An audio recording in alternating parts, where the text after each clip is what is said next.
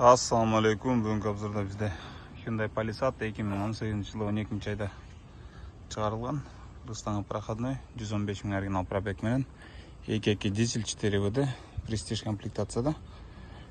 Машина полный заводской, как раз заводской детальдерде. Тасымермен текшеріп көрсетелі. Капот 96, 89, 103,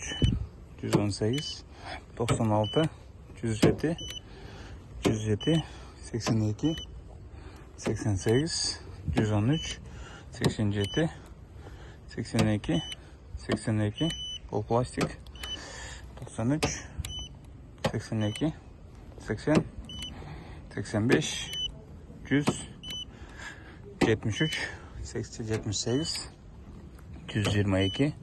122, 113, 96, 113, 112, 112, 112, 110, 113, 105,